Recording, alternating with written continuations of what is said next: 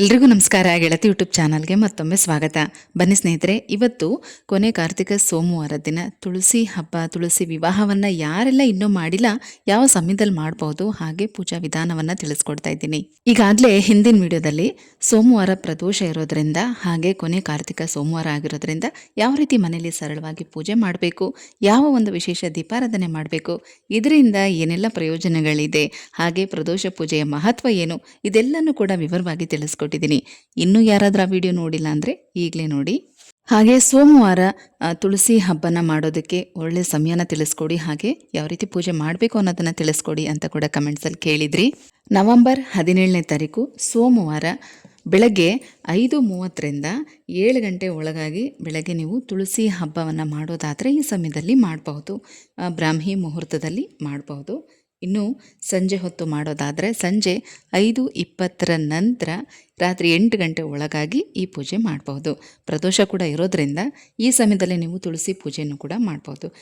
ಹಾಗೆ ಇವತ್ತು ಪೂಜೆ ಮಾಡುವಂಥವ್ರಿಗೆ ಬೆಟ್ಟದ ನಲ್ಲಿಕಾಯಿ ಕೊಂಬೆಗಳು ಸಿಗೋದಿಲ್ಲ. ಹಾಗಾಗಿ ನಿಮಗೆ ಬೆಟ್ಟದ ನಲ್ಲಿಕಾಯಿ ಸಿಕ್ಕಿದ್ರೂ ಕೂಡ ಸಾಕು, ಅದರಲ್ಲೇ ದೀಪ ಮಾಡಿ ಆರತಿ ಮಾಡಿದ್ರೂ ಕೂಡ ಸಾಕಾಗತ್ತೆ. ಇನ್ನು ತುಳಸಿ ಗಿಡದ ಪಕ್ಕದಲ್ಲಿ ಕೃಷ್ಣನ ಫೋಟೋ ಅಥವಾ ಕೃಷ್ಣನ ವಿಗ್ರಹ, ಮನೇಲಿ ಸಾಲಿಗ್ರಾಮ ಇರುವಂಥವ್ರು ಅದನ್ನು ಕೂಡ ಇಟ್ಟು ಪೂಜೆ ಮಾಡಬಹುದು. ನಾನಾ ಕಾರಣಗಳಿಂದ ತುಳಸಿ ಹಬ್ಬದ ದಿನ ಪೂಜೆ ಮಾಡೋದಕ್ಕೆ ಸಾಧ್ಯ ಆಗಿರೋದಿಲ್ಲ ಅಂಥವರು ಇನ್ನೇನು ಕಾರ್ತಿಕ ಮಾಸ ಮುಗೀತಾ ಇದೆ. ಹಾಗಾಗಿ ಇದೇ ಸೋಮವಾರ ನೀವು ತುಳಸಿ ಹಬ್ಬವನ್ನು ಪೂಜೆಯನ್ನು ಮಾಡ್ಕೋಬಹುದು. ಯಾಕಂದರೆ ಅಮಾವಾಸ್ಯೆ ಆಗೋದ್ಮೇಲೆ ಮಾಡೋದಕ್ಕಾಗಲ್ಲ, ಇನ್ನು ನೀವು ಮುಂದಿನ ವರ್ಷವೇ ಮಾಡಬೇಕಾಗತ್ತೆ. ಹಾಗಾಗಿ ಸಿಂಪಲ್ಲಾಗಾದ್ರೂ ಈ ಸೋಮವಾರ ಈ ಪೂಜೆನ ಮಾಡ್ಕೋಬಹುದು. 2 ಸಮಯ ನಾನು ನಿಮಗೆ ತಿಳಿಸ್ಕೊಟ್ಟಿದ್ದೀನಿ. ಬೆಳಗ್ಗೆ 5:30ರಿಂದ 7 ಗಂಟೆ ಒಳಗಾಗಿ ಮಾಡಬಹುದು, ಅಥವಾ ಸಂಜೆ 5:20ರ ನಂತರ ನೀವು ಮಾಡಬಹುದು. ಈಗ ನೀವು ಪ್ರದೋಷ ಪೂಜೆ ಎಲ್ಲ ಮಾಡ್ತೀರಾ ಅಂದರೆ ಅದ್ರ ಜೊತೆಗೇ ತುಳಸಿ ಪೂಜೆ ಕೂಡ ಮಾಡ್ಕೋಬಹುದು.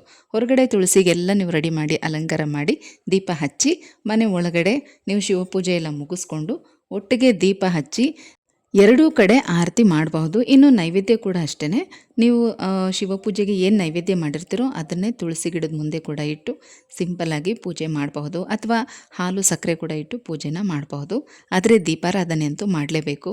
ಬೆಟ್ಟದ ನಲ್ಲಿಕಾಯಿ ಟೊಂಗೆ ಸಿಗಲಿಲ್ಲ ಅಂದ್ರೂ ನೀವು ಬೆಟ್ಟದ ನಲ್ಲಿಕಾಯಿ ದೀಪನಾದ್ರೂ ಹಚ್ಚಿ ಆರತಿ ಮಾಡಬೇಕು. ಇನ್ನು ಪೂಜೆಯ ಪ್ರಾರಂಭದಿಂದ ಕೊನೆ ಕೆಂಪಾರತಿ ಮಾಡೋ ತನಕ, ಹಾಗೆ ಯಾವ ರೀತಿ ಕದಲಿಸ್ಬೇಕು, ವಿಸರ್ಜನೆ ಮಾಡಬೇಕು ಅನ್ನೋವಂಥ ಸಂಪೂರ್ಣ ಮಾಹಿತಿ ಇರೋ ವಿಡಿಯೋಗಳನ್ನ ನಾನು ಶೇರ್ ಮಾಡಿದ್ದೀನಿ. ಆ ವಿಡಿಯೋ ಲಿಂಕನ್ನು ಡಿಸ್ಕ್ರಿಪ್ಷನಲ್ಲಿ ಮತ್ತು ಕಮೆಂಟ್ಸಲ್ಲಿ ಪಿನ್ ಮಾಡಿರ್ತೀನಿ. ನೀವು ನೋಡಿಕೊಂಡು ಸೋಮವಾರ ತುಳಸಿ ಪೂಜೆನ ಮಾಡ್ಕೋಬಹುದು. ಹಾಗೆ ಇನ್ನು ಸೋಮವಾರ ಪೂಜೆ ಮಾಡಿರೋರು ಸೋಮವಾರ ರಾತ್ರಿನೇ ಕೆಂಪಾರತಿ ಮಾಡಿ ಹೊರಗಡೆ ಹಾಕಿ ತುಳಸಿ ಗಿಡನ ಕದಲಿಸ್ಬಿಡಿ. ಮಂಗಳವಾರ ಬೆಳಗ್ಗೆ ನೀವು ವಿಸರ್ಜನೆ ಮಾಡ್ಕೋಬೋದು. ಹೇಗಿದ್ರೂ ತುಳಸಿ ಗಿಡ ಮನೆ ಹೊರಗಡೆನೇ ಇಟ್ಟು ಪೂಜೆ ಮಾಡೋದ್ರಿಂದ ವಿಸರ್ಜನೆಗೆ ಯಾವುದೇ ರೀತಿ ಅಡ್ಡಿ ಇರೋದಿಲ್ಲ. ಮಾರನೇ ದಿನ ಮಂಗಳವಾರ ಇದೆ, ಯಾವ ರೀತಿ ವಿಸರ್ಜನೆ ಮಾಡೋದು ಅಂತ ಈಗೇನು ಯೋಚನೆ ಮಾಡಬೇಕಾಗಿಲ್ಲ.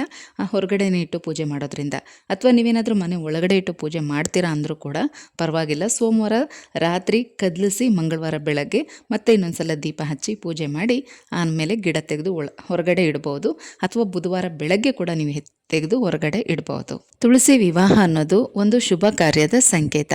ಹಾಗಾಗಿ ಪ್ರತಿ ಮನೆಯಲ್ಲೂ ಕೂಡ ಸರಳವಾಗಾದರೂ ಆಚರಣೆ ಮಾಡಲೇಬೇಕು. ಮತ್ತೆ ನನ್ನನ್ನು ಕೂಡ ಕೇಳಿದ್ರಿ 2 ಗಿಡ ಯಾಕೆ ಇಟ್ಟಿದ್ದೀರಾ ಅಂತ. ಒಂದು ತುಳಸಿ ಗಿಡ ಪ್ರತಿದಿನ ಪೂಜೆ ಮಾಡ್ತೀವಿ, ಇನ್ನೊಂದು ತುಳಸಿ ಗಿಡ ನಮಗೆ ನೈವೇದ್ಯಕ್ಕೆ ಮತ್ತು ಕೃಷ್ಣನಿಗೆ ಎಲ್ಲ ಇಡೋದಕ್ಕೆ ತುಳಸಿ ದಳಗಳು ಬೇಕಲ್ವಾ. ಹಾಗಾಗಿ 2 ಗಿಡ ಇಟ್ಕೊಂಡಿರ್ತೀನಿ. ಇವತ್ತು ಹಬ್ಬ ಆಗಿರೋದ್ರಿಂದ 2 ಗಿಡನ ಇಟ್ಟು ಪೂಜೆ ಮಾಡಿದ್ದೀನಿ ಅಷ್ಟೇ. ಒಳ್ಳೆ ಗಾಳಿ ಬೆಳಕು ಚೆನ್ನಾಗಿದ್ದರೆ, ಗಿಡಗಳನ್ನ ಇಟ್ಕೊಳ್ಳೋದಕ್ಕೆ ಮನೆ ಮುಂದೆ ಜಾಗ ಇದ್ದರೆ ಎಷ್ಟು ತುಳಸಿ ಗಿಡ ಬೇಕಾದರೂ ಇಟ್ಕೋಬೋದು. ಒಂದು ರೀತಿ ಇದರ ಗಾಳಿ ಸೇವನೆಯಿಂದ ಆರೋಗ್ಯ ಚೆನ್ನಾಗಿರುತ್ತೆ, ಜೊತೆಗೆ ಮನೆಯಲ್ಲಿ ಒಳ್ಳೆ ಪಾಸಿಟಿವ್ ಎನರ್ಜಿ ಇರುತ್ತೆ. ಪೂಜೆ ಮಾಡೋದು ಒಂದೇ ಗಿಡಕ್ಕೇ, ಆದರೆ ನಾವು ಎಷ್ಟು ಗಿಡ ಬೇಕಾದರೂ ಬೆಳೆಸ್ಬೋದು. ಇದರಿಂದ ನಮಗೆ ಪೂಜೆಗೂ ಕೂಡ ತುಳಸಿ ದಳಗಳು ಸಿಗುತ್ತೆ, ನೈವೇದ್ಯಕ್ಕೆ ತುಳಸಿ ದಳಗಳು ಸಿಗುತ್ತೆ. ಹಾಗಾಗಿ ಎಷ್ಟು ಗಿಡ ಬೇಕಾದರೂ ಬೆಳೆಸ್ಬೋದು. ತುಳಸಿ ಪೂಜೆನ ಯಾವ ರೀತಿ ಮಾಡಬೇಕು, ಪೂಜೆಯ ಪ್ರಾರಂಭದಿಂದ ಕೆಂಪಾರತಿ ಮಾಡಿ ಕೊನೆಗೆ ಗಿಡವನ್ನು ಕದಲಿಸಿ ಮಾರನೇ ದಿನ ವಿಸರ್ಜನೆ ಮಾಡೋ ತನಕ ಯಾವ ರೀತಿ ಮಾಡಬೇಕು ಅನ್ನೋಂಥ ಕಂಪ್ಲೀಟ್ ಮಾಹಿತಿ ಇರುವಂಥ ವಿಡಿಯೋ ಲಿಂಕನ್ನು ಡಿಸ್ಕ್ರಿಪ್ಷನಲ್ಲಿ ಮತ್ತು ಕಮೆಂಟ್ಸಲ್ಲಿ ಪಿನ್ ಮಾಡಿರ್ತೀನಿ. ನೋಡಿ ಮತ್ತೆ ಸಿಗ್ತೀನಿ. ಹೋಗಿ ಬರಲಾ?